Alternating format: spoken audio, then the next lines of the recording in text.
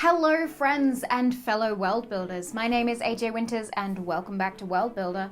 Today we're taking a trip west of the Trilands to the desert region. We know that spanning out on the other side of the central mountain range is the Obsidian Sands. Thank you so much to Omi for that name suggestion, it is epic. This was the final location for the War of the Gods, where all magic was siphoned away from Aelwyn, and it is now a black sandy desert full of rock. But what was the land like before the siphoning? And what's hiding in the desert regions now, centuries later? Let's find out.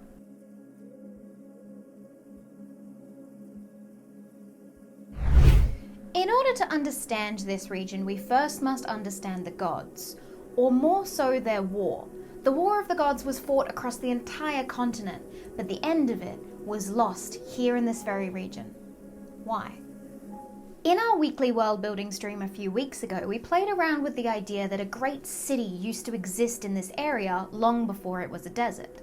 And this powerhouse of a city was a mockery to the gods themselves, as mortals began to construct towers tall enough to reach the skies, and dabbled in magic far greater than they ever should have been able to wield. The mortals were reckless in this, naive in their assumption that the gods would not retaliate. Maybe this city was the reason for the war in the first place. In their attempts to manipulate more powerful magics, they forced others to submit to them. Maybe even tried to conquer lands using said magic. Maybe even the Ethid territories specifically because of their more traditional beliefs. This is another reason the gods could have spared the Ethids. Regionally speaking, the Obsidian Sands do border Ethid territory, so that makes sense.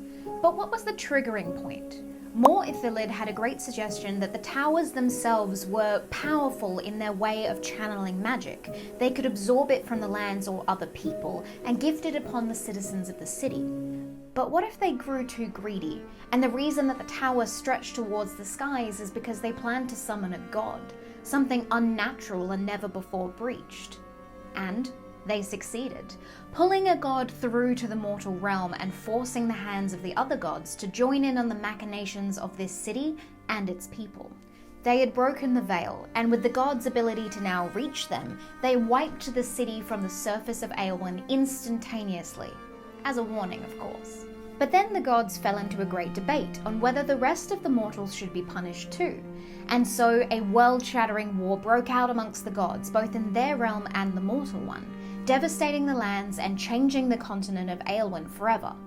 Now, as with any war, there might be a lot more politics going on than just a yes or a no against this siphoning. Personal agendas, alliances, delicate maneuvers to kill each other without a reason. And we do know that a few gods actually fell, the most famous being the body that makes up Austenite, buried beneath the city of Austin.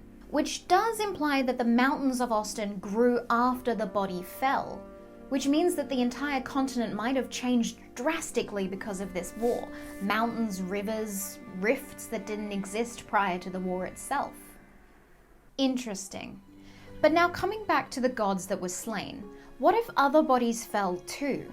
We've been tossing around this idea of obsidian shards that protrude out of the black sands that cover this region.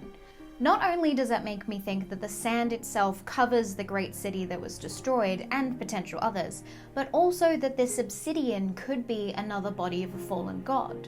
Which led our Twitch chat down an interesting road to talking about weapons being made from this substance. Thank you so much to Bellergy for that suggestion. Now, in actuality, obsidian has been used in our own world to make knives, but is a little too brittle to be made into weapons. So, let's change that. Why not? I like the fact that obsidian can be stronger than steel because of the way that it fractures, that it is strengthened in fire because it is a volcanic glass, and that when you look through it in the sunlight, it has a greenish tint to it. So, if we take away the fact that it's brittle and say instead that it is strong but incredibly lightweight, then we have a fantastic mineral to make weapons out of. Which also sparks a few other ideas in my mind, but we'll get to those soon. Now, if we're altering what this crystalline is, maybe we should play around with a different name too, like we did with Austenite. Austenite was named after the city of Austin, but the city was also named after the stone, Os meaning god and sten meaning stone. So what if we change Obsidian to simply Obsidian? Which would also alter Obsidian Sands to Obsidian Sands, which I kind of love. However, this region did have a name before it was covered in black sands and protruding shards of obsidian. And the great city that was obliterated by the gods would play a significant part in the history of Aelwyn, so it needs a name equally as grand and formidable as its destruction. And I've been playing around with the name the Great City of Elzebah.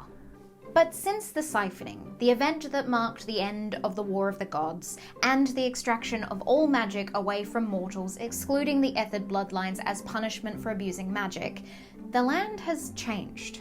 Firstly, it's incredibly difficult to traverse through, but also the remnants of the war are scattered throughout the landscape. And I don't just mean the giant-sized greatswords impaled into the sands, but monsters, shadow creatures, and the harrowed souls of millions of mortals that were wiped from existence during the war. That's gonna leave its mark. Back in episode 1, we talked about how each major city was built in a circular fashion, for protection runes to be laid underneath, for teleportation and/or safety. And as we continued on this world-building journey, we realized it was because many creatures were incredibly large, and that monsters had been left over after the War of the Gods too. Which begs the question, what is waiting in the Obsidian Sands?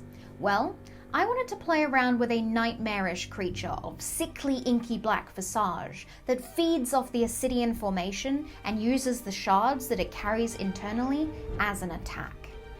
They hunt mainly at night when the sands are cool and when they cannot be seen, pulling their victims into large sand holes and vacuums to be stored overnight and eaten during the day in the safety of the underterrain.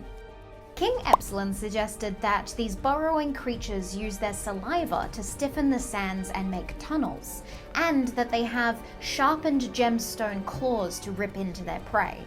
Oh, and most terrifying of all, they hunt in groups of 3 to 4, which in turn led to more terrifying aspects to encounter within this region thanks to our Twitch chat, with Cheesemonger suggesting ghost-filled sandstorms. Yep. Which also meant that Omi and Serum were going to jump on board and created a ghost storm. It's made up of the residual spectral energy from the mass deaths in the great city of Elzebah. And now, the howls of the choir and all that remain. The storm of souls always screaming into the dust. Terrifying, but brilliant. So, what was once a thriving region of advanced magic is now a harrowed wastelands of the unexpected and horrifying. Which also makes me consider the absolute devastation in the years following this war. This great city and its thriving region, filled with magic that we cannot even fathom, was wiped clean. Imagine what that did to the surrounding regions. Lands shifted, mountains formed from nowhere, forests popped up from the spilled blood of the gods laced with properties we've only just started to analyse. Everywhere was affected, except for this barren land, unable to change or ever sprout growth again. Now, does this mean that there are no cities in the desert region? Or even small settlements? There are still a few interesting points on the map that we've created, like the giant chasm that exists at the bottom of the Obsidian shards. We did toss around the idea of the citizens of Venenfell mining the Obsidian, and we had played around with the idea that that was what the chasm was. But maybe it's something else. What if some of the settlements or the cities surrounding the great city of Elzebah weren't destroyed but simply buried? And what if one of them was dug up, turning this chasm into not a mining shaft but a great underground city? Ooh, I like that.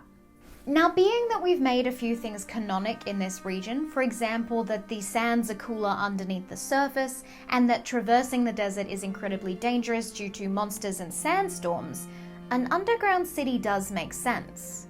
Maybe they even utilize the saliva of this inky black creature too, using it for their own benefit, i.e. hardening the sands around the fallen city of...